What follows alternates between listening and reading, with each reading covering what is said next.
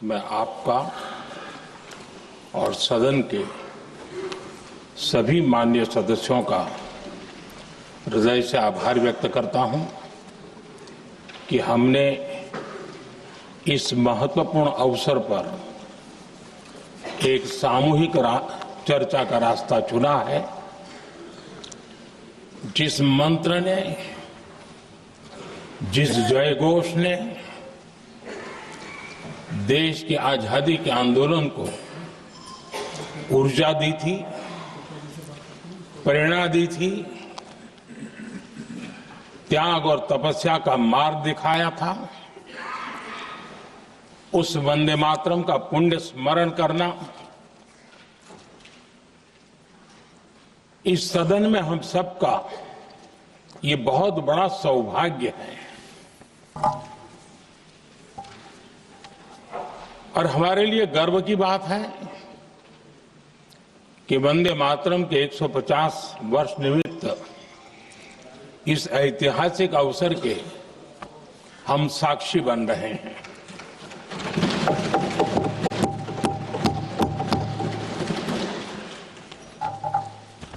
एक ऐसा कालखंड जो हमारे सामने इतिहास की अनगिनत घटनाओं को अपने सामने लेकर के आता है। ये चर्चा सदन की प्रतिबद्धता को तो प्रकट करेगी, लेकिन आने वाली पीढ़ियों के लिए भी, दर पीढ़ी के लिए भी ये शिक्षा का कारण बन सकती है अगर हम सब मिलकर के इसका सदुपयोग करें तो। आदरणीय अध्यक्ष जी, एक ऐसा कालखंड है जब इतिहास के कई प्रेरक अध्याय फिर से हमारे सामने उजागर हुए हैं। अभी अभी हमने हमारे संविधान के 75 वर्ष गौरवपूर्वक मनाए हैं। आज देश सरदार वल्लभ भाई पटेल की और भगवान बिरसा मुंडा की 150वीं जयंती भी मना रहा है और अभी अभी हमने गुरु तेग बहादुर के 350वां बलिदान दिवस भी मनाया और आज हम वंदे मातरम की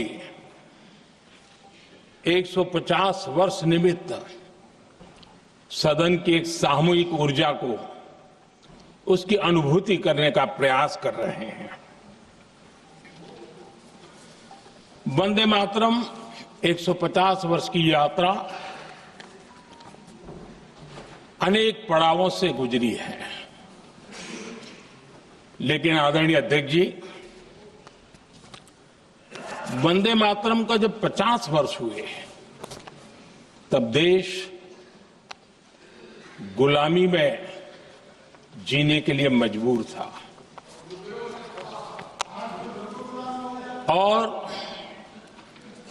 वंदे मातरम के 100 साल हुए तब देश आपातकाल की जंजीरों में जकड़ा हुआ था।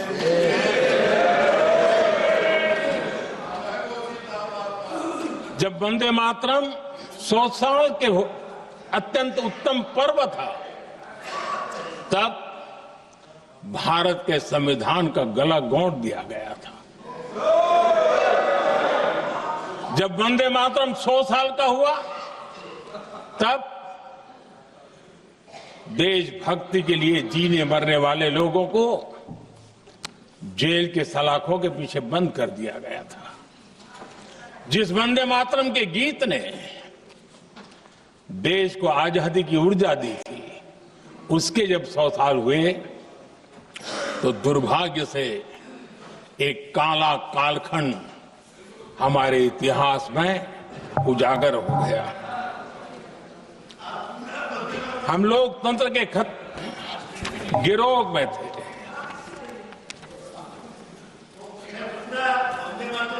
आदरणीय अध्यक्ष जी, 150 वर्ष उस महान अध्याय को, उस गौरव को पुनः स्थापित करने का अवसर है और मैं मानता हूं सदन ने भी और देश ने भी इस अवसर को जाने नहीं देना चाहिए। यही वंदे मातरम है जिसने 1947 में देश को आजादी दिलाई। स्वतंत्रता संग्राम का भावात्मक नेतृत्व इस वंदे मातरम के जयघोष में था। आदरणीय अध्यक्ष जी, आपके समक्ष आज जब मैं वंदे मातरम 150 निमित्त चर्चा के लिए आरंभ करने खड़ा हुआ हूं, यहां कोई पक्ष प्रतिपक्ष नहीं है, क्योंकि हम सब यहां जो बैठे हैं एक्चुअली हमारे लिए रण स्वीकार करने का अवसर है कि जिस वंदे मातरम के कारण लक्षावधि लोग आजादी का आंदोलन चला रहे थे और उसी का परिणाम है कि आज हम सब यहां बैठे और इसलिए हम सभी सांसदों के लिए, हम सभी जनप्रतिनिधियों के लिए वंदे मातरम के रण स्वीकार करने का ये पावन पर्व है।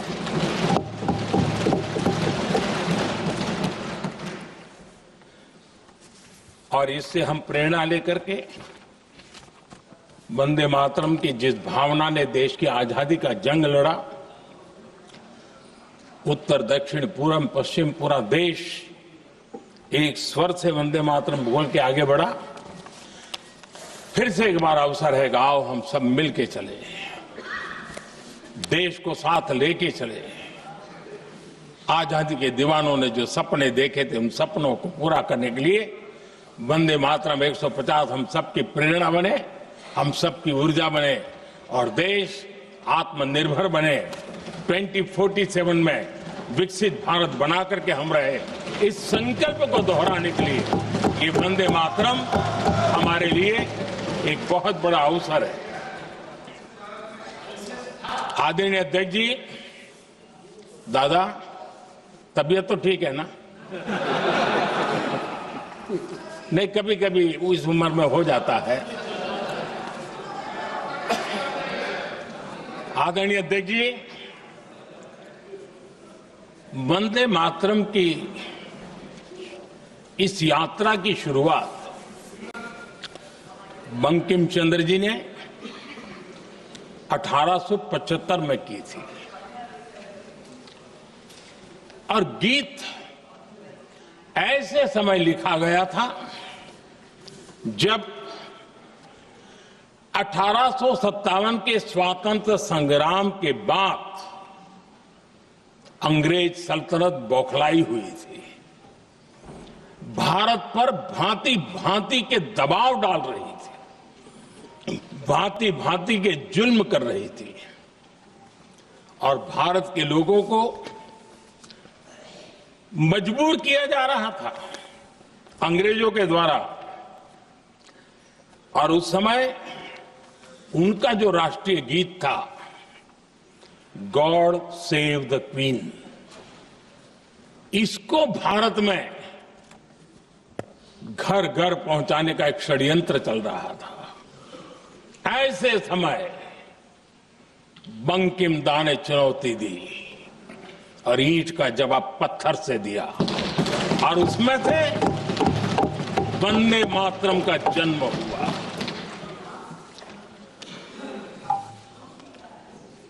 इसके कुछ वर्ष बाद 1882 में जब उन्होंने आनंद मठ लिखा तो इस गीत का उसमें समावेश किया गया। आदरणीय अध्यक्ष जी, वंदे मातरम ने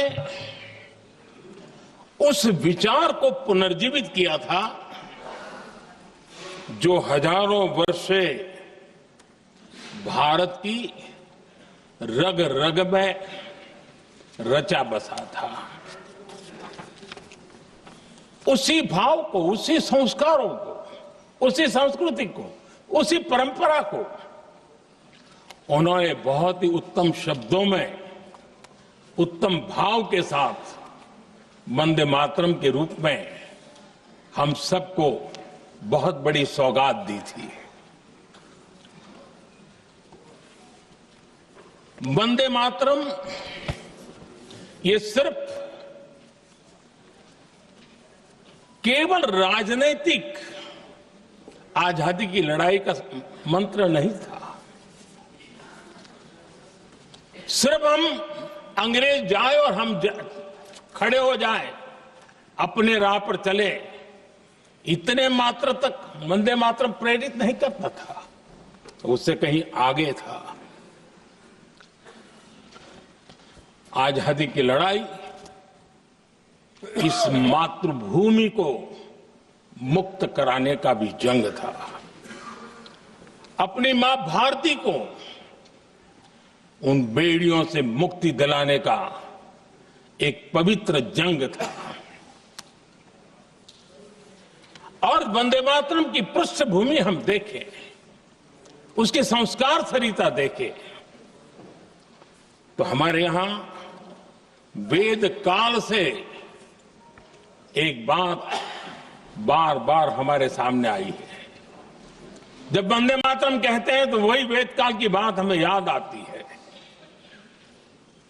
वेद काल से कहा गया है, माता भूमि ही पुत्रो अहम पृथिव्याः, अर्थात ये भूमि मेरी माता है और मैं पृथ्वी का पुत्र हूं।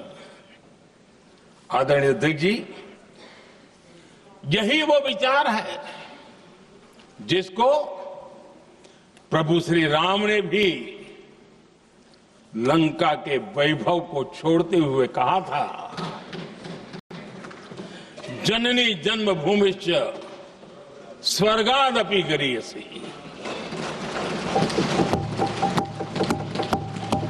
वंदे मातरम यही महान सांस्कृतिक परंपरा का एक आधुनिक अवतार है। आदरणीय अध्यक्ष जी, बंकिम दा ने जब वंदे मातरम की रचना की तो स्वाभाविक ही वो स्वतंत्रता आंदोलन का स्वर बन गया। पूरब से पश्चिम, उत्तर से दक्षिण, वंदे मातरम हर भारतीय का संकल्प बन गया। इसलिए वंदे मातरम की स्तुति में लिखा गया था, मातृभूमि स्वतंत्रता की वेदिका पर मदोमय, मातृभूमि स्वतंत्रता की वेदिका पर मोदमय, स्वार्थ का बलिदान है यह शब्द है वंदे मातरम। है सजीवन मंत्र भी यह विश्व विजयी मंत्र भी, शक्ति का आह्वान है यह शब्द वंदे मातरम। उष्ण शोणित से लिखो, वक्ष स्थली को चीर कर, वीर का अभिमान है यह शब्द वंदे मातरम। आदरणीय अध्यक्ष जी, कुछ दिन पूर्व जब वंदे मातरम 150 का आरंभ हो रहा था तो मैंने उस आयोजन में कहा था, वंदे मातरम हजारों वर्ष की सांस्कृतिक ऊर्जा भी थी, उसमें आजादी का जज्बा भी था और आजाद भारत का विजन भी था। अंग्रेजों के उस दौर में एक फैशन हो गई थी भारत को कमजोर, निकम्मा, आलसी, कर्महीन, इस प्रकार भारत को जितना नीचा दिखा सके ऐसी एक फैशन बन गई थी। और उसमें हमारे यहां भी जिन्होंने तैयार किए थे वो लोग भी वही भाषा बोलते थे। तब बंकिम दा ने उस हीन भावना को भी झकझोरने के लिए और सामर्थ्य का परिचय कराने के लिए वंदे मातरम के भारत के सामर्थ्यशाली स्वरूप को प्रकट करते हुए आपने लिखा था, तम ही दुर्गा दश प्रहरण धारिणी, कमला कमल दल विहारिणी, वाणी विद्या दायिनी, नमामि त्वाम नमामि कमलाम, अमलाम अतुलाम, सुजलाम सुफलाम, मातरम वंदे मातरम। अर्थात भारत माता ज्ञान और समृद्धि की देवी भी है और दुश्मनों के सामने अस्त्र शस्त्र धारण करने वाली चंडी भी है। अध्यक्ष जी, ये शब्द, ये भाव, ये प्रेरणा गुलामी की हताशा में हम भारतीयों को हौसला देने वाले थे। इन वाक्यों ने तब करोड़ों देशवासियों को यह एहसास कराया कि लड़ाई किसी जमीन के टुकड़े के लिए नहीं है। ये लड़ाई सिर्फ सत्ता के सिंहासन को कब्जा करने के लिए नहीं है। ये गुलामी की बेड़ियों को मुक्त कर हजारों साल की महान जो परंपराएं थी, महान संस्कृति, जो गौरवपूर्ण इतिहास था, उसको फिर से पुनर्जन्म कराने का संकल्प इसमें था।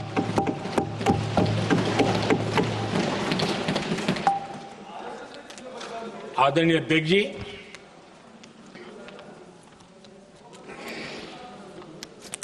वंदे मातरम, इसका जो जन जन से जुड़ाव था, ये हमारे स्वतंत्र संग्राम की एक लंबी गाथा अभिव्यक्त होती है। आदरणीय अध्यक्ष जी, जब भी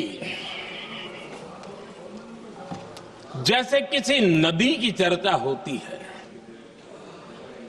चाहे सिंधु हो, सरस्वती हो, कावेरी हो, गोदावरी हो, गंगा हो, यमुना हो, उस नदी के साथ एक सांस्कृतिक धारा प्रवाह, एक विकास यात्रा का धारा प्रवाह, एक जन जीवन की यात्रा का प्रवाह उसके साथ जुड़ जाता है। लेकिन क्या कभी किसी ने सोचा है कि आजादी जंग के हर पड़ाव, वो पूरी यात्रा वंदे मातरम की भावनाओं से गुजरता था, उसके तट पर पल्लवित होता था। ऐसा भाव काव्य शायद दुनिया में कहीं उपलब्ध नहीं होगा। आदरणीय अध्यक्ष जी,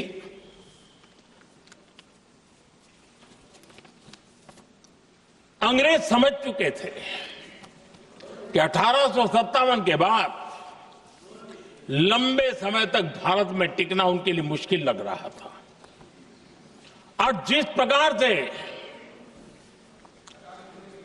वो अपने सपने लेकर के आए थे, तब उनको लगा कि जब तक भारत को बांटेंगे नहीं, जब तक भारत को टुकड़ों में नहीं बांटेंगे, भारत में ही लोगों को एक दूसरे से लड़ाएंगे नहीं, तब तक यहां राज करना मुश्किल है। और अंग्रेजों ने बांटो और राज करो इस रास्ते को चुना और उन्होंने बंगाल को इसकी प्रयोगशाला बनाया, क्योंकि अंग्रेज भी जानते थे वो एक वक्त था जब बंगाल का बौद्धिक सामर्थ्य देश को दिशा देता था, देश को ताकत देता था, देश को प्रेरणा देता था। और इसलिए अंग्रेज भी चाहते थे कि बंगाल का ये जो सामर्थ्य है वो पूरे देश की शक्ति का एक प्रकार से केंद्र बिंदु है। और इसलिए अंग्रेजों ने सबसे पहले बंगाल के टुकड़े करने की दिशा में काम किया और अंग्रेजों का मानना था कि एक बार बंगाल टूट गया तो ये देश भी टूट जाएगा और वो यावत चंद्र दिवाकरो राज करते रहेंगे, ये इनकी सोच थी। 1905 में अंग्रेजों ने बंगाल का विभाजन किया, लेकिन जब अंग्रेजों ने 1905 में ये पाप किया तो वंदे मातरम चट्टान की तरह खड़ा रहा। बंगाल की एकता के लिए वंदे मातरम गली गली का नाद बन गया था और वही नारा प्रेरणा देता था। अंग्रेजों ने बंगाल विभाजन के साथ ही भारत को कमजोर करने के बीच और अधिक बोने की दिशा पकड़ ली थी, लेकिन वंदे मातरम एक स्वर एक सूत्र के रूप में अंग्रेजों के लिए चुनौती बनता गया और देश के लिए चट्टान बनता गया। आदरणीय अध्यक्ष जी, बंगाल का विभाजन तो हुआ, लेकिन एक बहुत बड़ा स्वदेशी आंदोलन खड़ा हुआ और तब वंदे मातरम हर तरफ गूंज रहा था। अंग्रेज समझ गए थे कि बंगाल की धरती से निकला बंकिम दा का ये भाव सूत्र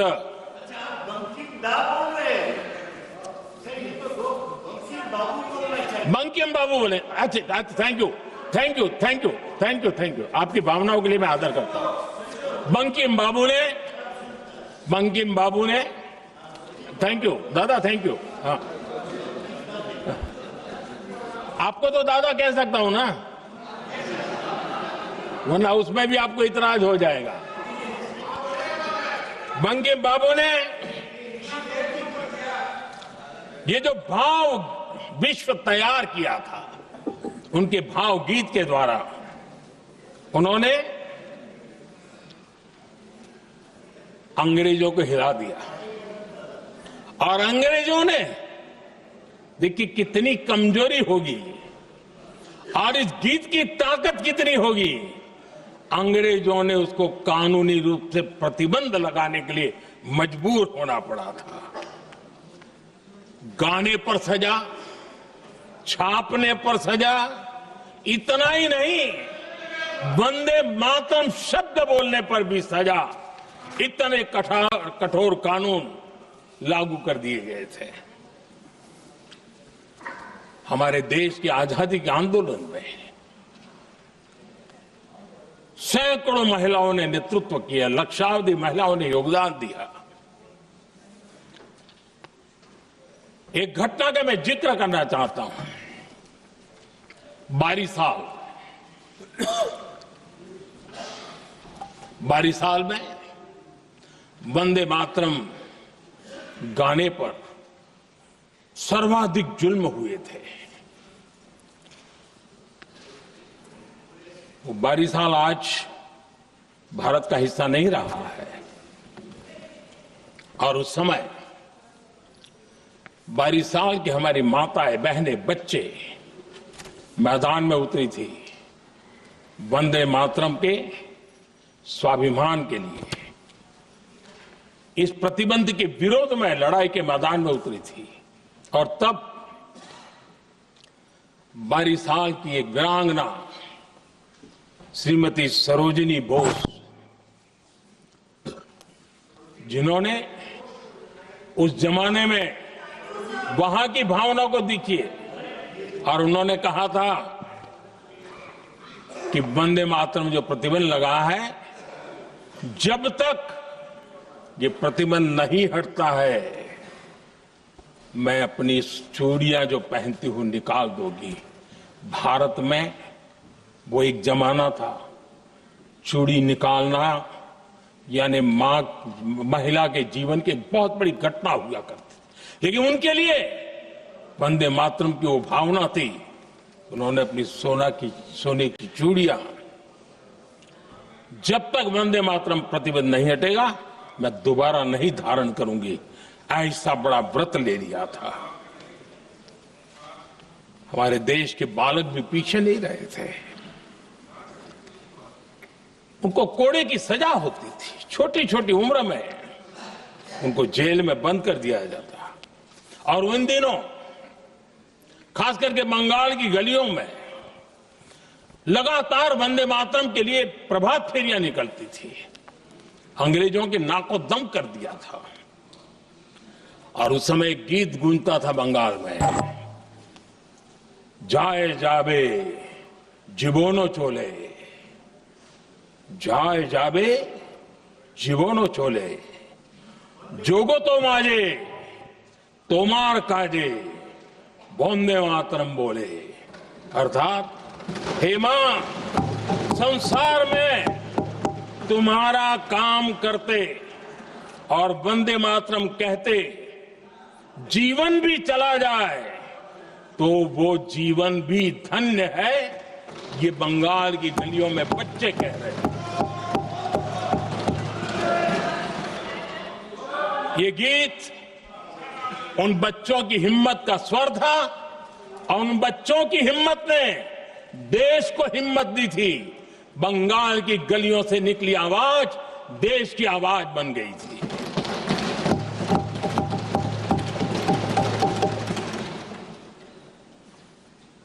उन्नीस 1905 में फरीदपुर के गांव में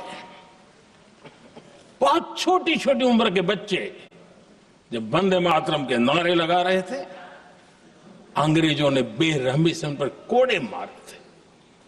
यानी एक प्रकार से जीवन और मृत्यु के बीच लड़ाई लड़ने के लिए मजबूर कर दिया था।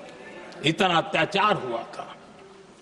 1906 में नागपुर में नील सिटी हाई स्कूल के उन बच्चों पर भी अंग्रेजों ने ऐसे ही जुल्म किए थे। गुनाह यही था कि वो एक स्वर से वंदे मातरम बोल करके खड़े हो गए थे। उन्हें वंदे मातरम के लिए मंत्र का महात्म्य अपनी ताकत से सिद्ध करने का प्रयास किया था। हमारे जांबाज सपूत बिना किसी डर के फांसी के तख्त पर चढ़ते थे और आखिरी सांस तक वंदे मातरम, वंदे मातरम, वंदे मातरम, यही उनका भाव घोष रहता था। खुदीराम बोस, मदनलाल ढींगरा, राम प्रसाद बिस्मल, अशफाक उल्लाह खान, रोशन सिंह, राजेंद्र नाथ लाहिड़ी, रामकृष्ण विश्वास, अनगिनत जिन्होंने वंदे मातरम कहते कहते फांसी के फंदे को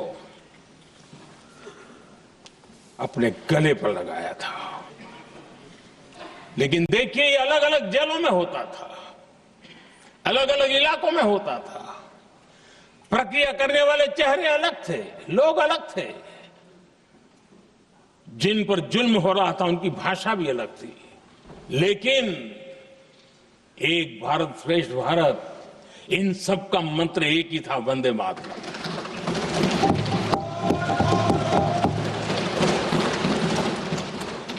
चटगांव की स्वराज क्रांति, जिन युवाओं ने अंग्रेजों को चुनौती दी, वे भी इतिहास के चमकते हुए नाम है। हरगोपाल बाग, पुलिन विकास घोष, त्रिपुर सेन, इन सब ने देश के लिए अपना बलिदान दिया। मास्टर सूर्यसेन को 1934 में जब फांसी दी गई, तब उन्होंने अपने साथियों को एक पत्र लिखा और पत्र में एक ही शब्द की गूंज थी और वो शब्द था वंदे मातरम।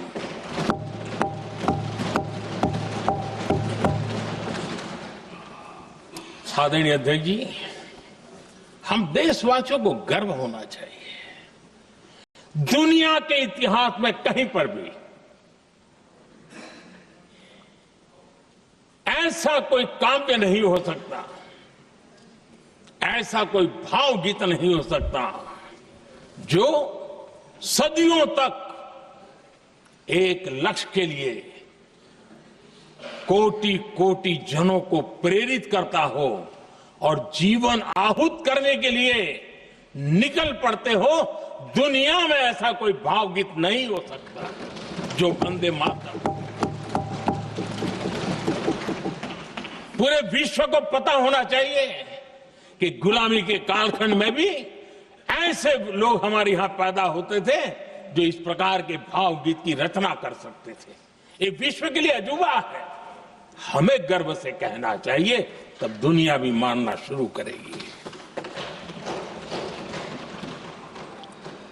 ये हमारी स्वतंत्रता का मंत्र था, ये बलिदान का मंत्र था, ये ऊर्जा का मंत्र था, ये सात्विकता का मंत्र था, ये समर्पण का मंत्र था, ये त्याग और तपस्या का मंत्र था, संकटों को सहने का सामर्थ्य देने का ये मंत्र था, और वो मंत्र वंदे मातरम था।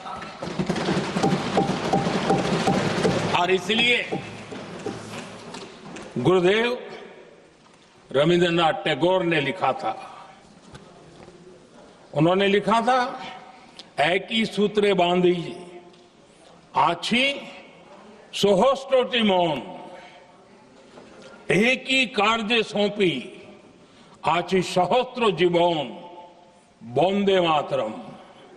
अर्थात एक सूत्र में बंधे हुए सहस्त्र मन, एक ही कार्य में अर्पित सहस्त्र जीवन वंदे मातरम। ये रविंद्रनाथ टैगोर जी ने लिखा।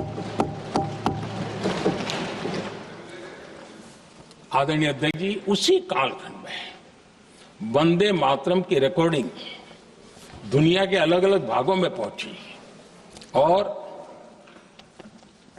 लंदन में जो क्रांतिकारियों की एक प्रकार से तीर्थ भूमि बन गया था, वो लंदन का इंडिया हाउस, वीर सावरकर जी ने वहां वंदे मातरम गीत, और वहां ये गीत बार बार गूंजता था। देश के लिए जीने मरने वालों के लिए वो एक बहुत बड़ा प्रेरणा का अवसर रहता था। उसी समय बिपिन चंद्र पाल और महर्षि अरविंद घोष, उन्होंने अखबार निकाले, उस अखबार का नाम भी उन्होंने वंदे मातरम रखा। यानी डगर डगर पर अंग्रेजों की नींद हराम करने के लिए वंदे मातरम काफी हो जाता था, और इसलिए उन्होंने इस नाम रखा। अंग्रेजों ने अखबारों पर रोक लगा दी, तो मैडम भिकाजी कामा ने पेरिस में एक अखबार निकाला और उसका नाम उन्होंने वंदे मातरम रखा। आदरणीय अध्यक्ष जी, वंदे मातरम ने भारत को स्वावलंबन का रास्ता भी दिखाया। उस समय माचिस की डिब्बियां, मैच बॉक्स, वहां से लेकर के बड़े बड़े शिप, उस पर भी वंदे मातरम लिखने की परंपरा बनी और बाहरी कंपनियों को चुनौती देने का एक माध्यम बन गया, स्वदेशी का एक मंत्र बन गया। आजादी का मंत्र स्वदेशी के मंत्र की तरफ विस्तार होता गया। आदरणीय अध्यक्ष जी,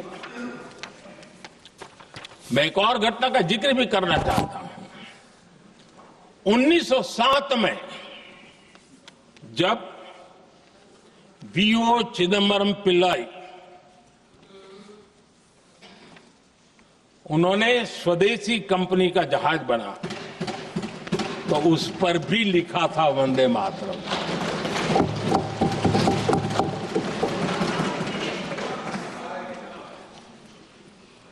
राष्ट्र कवि सुब्रमण्य भारती ने वंदे मातरम को तमिल में अनुवाद किया, स्तुति गीत लिखे। उनके कई तमिल देशभक्ति गीतों में वंदे मातरम की श्रद्धा साफ साफ नजर आती है। शायद सभी लोगों को, हो सकता है तमिलनाडु के लोगों को पता हो, लेकिन सभी लोगों को यह बात का पता न हो कि भारत का ध्वज गीत भी सुब्रमण्यम भारती ने ही लिखा था। उस ध्वज गीत का वर्णन जिस पर वंदे मातरम लिखा हुआ था, तमिल में इस ध्वज गीत का शीर्षक था ताइन माणी कोड़ी पारीर, तारंदु पणिंदु पुलहिंद्रु वारीर। अर्थात देश प्रेमियों, दर्शन कर लो, सविनय अभिनंदन कर लो, मेरी मां की दिव्य ध्वजा का वंदन कर लो।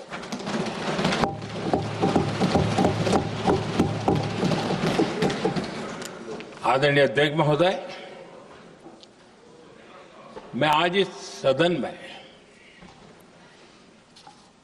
वंदे मातरम पर महात्मा गांधी की भावनाएं क्या थी वो भी रखना चाहता हूं। दक्षिण अफ्रीका से प्रकाशित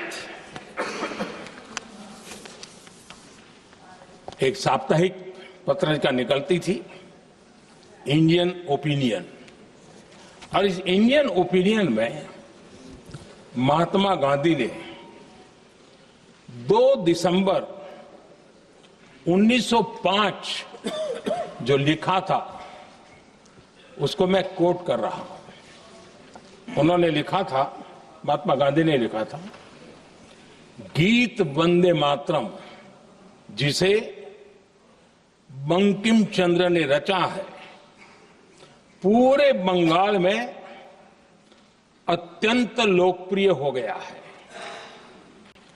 स्वदेशी आंदोलन के दौरान बंगाल में विशाल सभाएं हुई जहां लाखों लोग इकट्ठा हुए और बंकिम का यह गीत गाया। गांधी जी आगे लिखते हैं, ये बहुत महत्वपूर्ण है। वो लिखते हैं, ये 1905 की बात है। उन्होंने लिखा, यह गीत इतना लोकप्रिय हो गया है जैसे ये हमारा नेशनल एंथम बन गया है।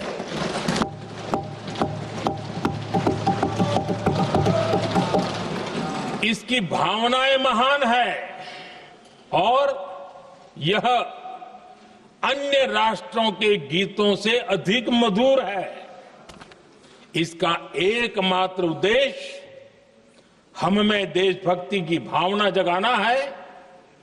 यह भारत को मां के रूप में देखता है और उसकी स्तुति करता है। अध्यक्ष जी, जो वंदे मातरम 1905 में महात्मा गांधी को नेशनल एंथम के रूप में दिखता था, देश के हर कोने में, हर व्यक्ति के जीवन में जो भी देश के लिए जीता जानता, देश के लिए जागता था, उन सब के लिए वंदे मातरम की ताकत बहुत बड़ी थी। वंदे मातरम इतना महान था, जिसकी भावना इतनी महान थी, तो फिर पिछली सदी में इसके साथ इतना बड़ा अन्याय क्यों हुआ?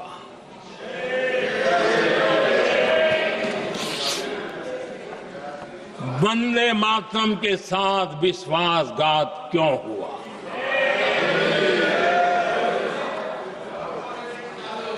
ये अन्याय क्यों हुआ?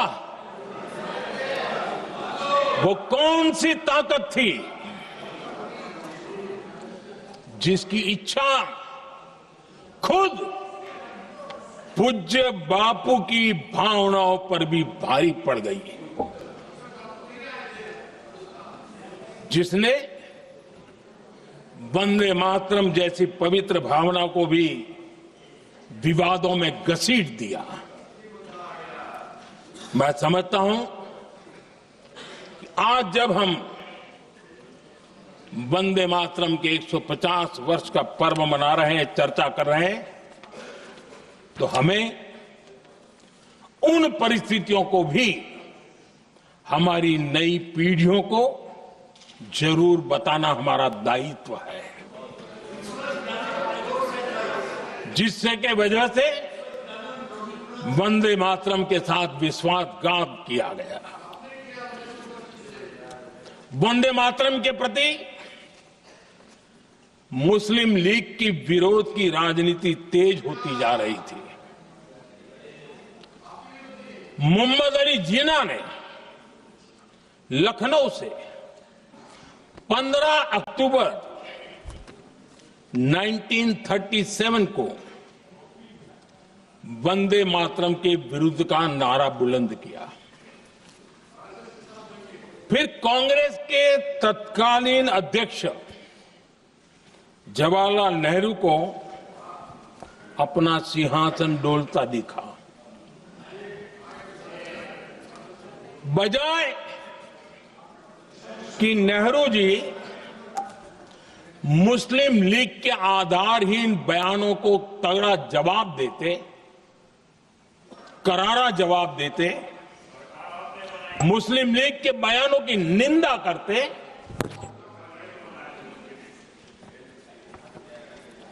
और वंदे मातरम के प्रति खुद की भी और कांग्रेस पार्टी की भी निष्ठा को प्रकट करते हैं,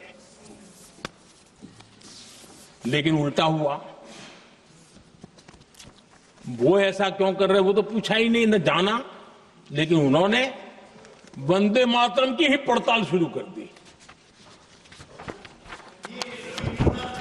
जिन्ना के विरोध के 5 दिन बाद ही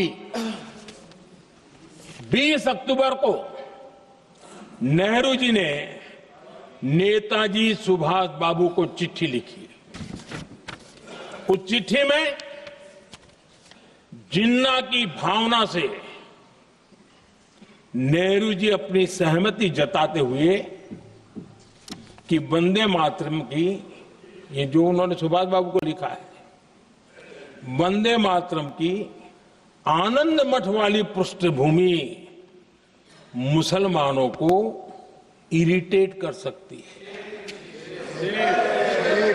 मैं नेहरू जी का कोट पढ़ता हूं। नेहरू जी कहते हैं, मैंने वंदे मातरम गीत का बैकग्राउंड पढ़ा है। नेहरू जी फिर लिखते हैं, मुझे लगता है कि ये जो बैकग्राउंड है, इससे मुस्लिम भड़केंगे। साथियों,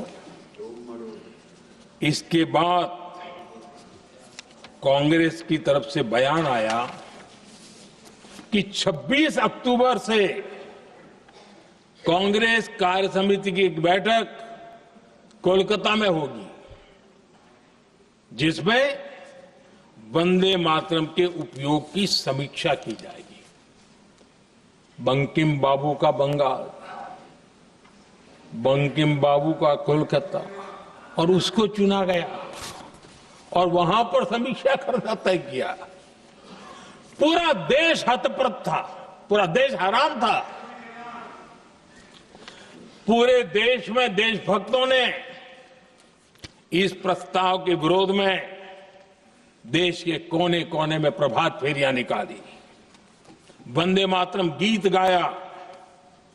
लेकिन देश का दुर्भाग्य कि 26 अक्टूबर को कांग्रेस ने वंदे मातरम पर समझौता कर लिया।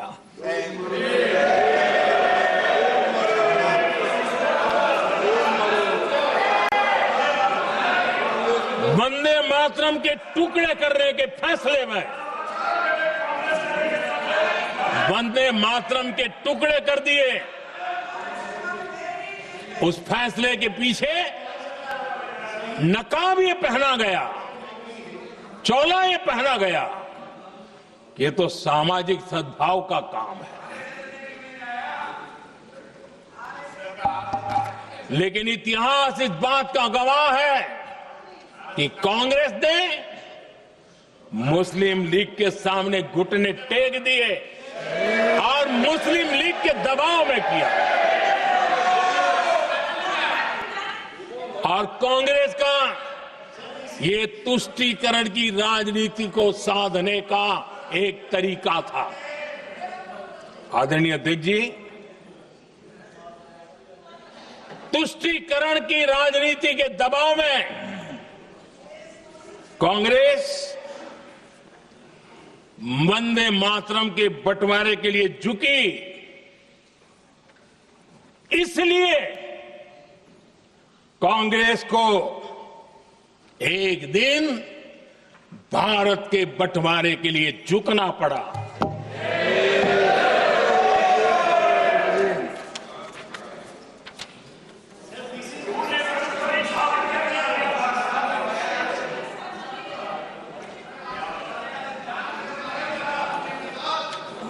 मुझे लगता है कांग्रेस ने आउटसोर्स कर दिया है।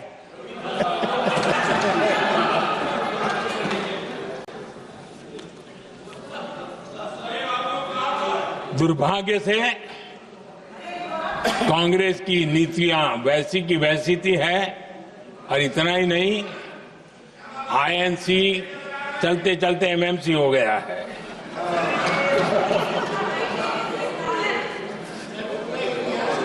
आज भी कांग्रेस और उसके साथी और जिन जिन के नाम साथ कांग्रेस जुड़ा हुआ है, सब वंदे मातरम पर विवाद खड़ा करने की कोशिश करते हैं। आदरणीय अध्यक्ष महोदय, किसी भी राष्ट्र का चरित्र, उसकी जीवटता, उसके अच्छे कालखंड से ज्यादा जब चुनौतियों का कालखंड होता है, जब संकटों का कालखंड होता है, तब प्रकट होती है, उजागर होती है और सच्चे अर्थ में कसौटी से कसी जाती है। जब कसौटी का काल आता है, तब ही ये सिद्ध होता है कि हम कितने दृढ़ हैं, कितने सशक्त हैं, कितने सामर्थ्यवान हैं। 1947 में देश आजाद होने के बाद देश की चुनौतियां बदली, देश की प्राथमिकताएं बदली, लेकिन देश का चरित्र, देश की जीवटता वही रही, वही प्रेरणा मिलती रही। भारत पर जब जब संकट आए, देश हर बार वंदे मातरम की भावना के साथ आगे बढ़ा।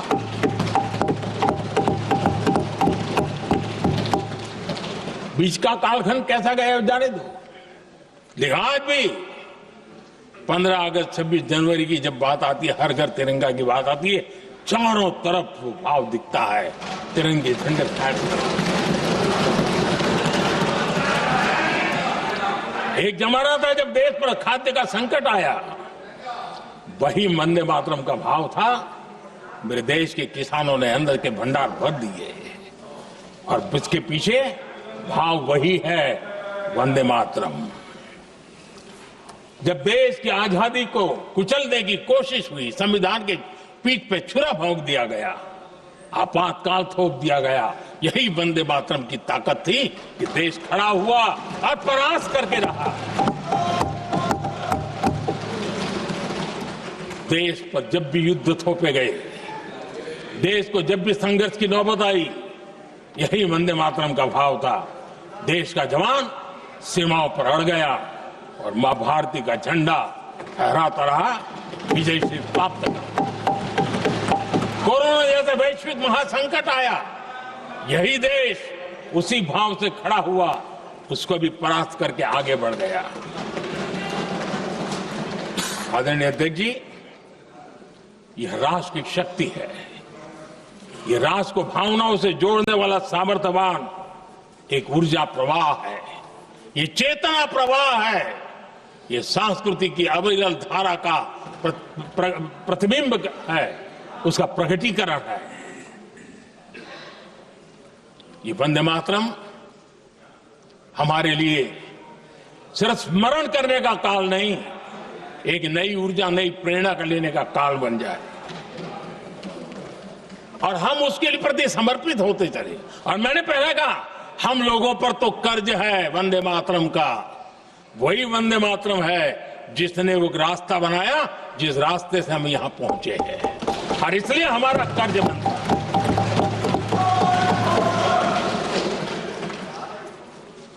भारत हर चुनौतियों को पार करने में सामर्थ है। वंदे मातरम के भाव की वो ताकत है। वंदे मातरम ये सिर्फ गीत या भावगीत नहीं, ये हमारे लिए प्रेरणा है, राष्ट्र के प्रति कर्तव्यों के लिए हमें झकझोरने वाला काम है, और इसलिए हमें निरंतर इसको करते रहना होगा। हम आत्मनिर्भर भारत का सपना लेकर के चल रहे हैं, इसको पूरा कर रहा है। वंदे मातरम हमारी प्रेरणा है। हम स्वदेशी आंदोलन को ताकत देना चाहते हैं। समय बदला होगा, रूप बदले होंगे, लेकिन पूज्य गांधी ने जो भाव व्यक्त किया था, उस भाव की ताकत आज भी मौजूद है, और वंदे मातरम हमें जोड़ता है। देश के महापुरुषों का सपना था स्वतंत्र भारत का, देश की आज की पीढ़ी का सपना है समृद्ध भारत का। आजाद भारत का सपने को सिंचा था वंदे भारत की भावना है, वंदे मातरम की भावना ने। समृद्ध भारत के सपने को सिंचेगा वंदे मातरम की भावना।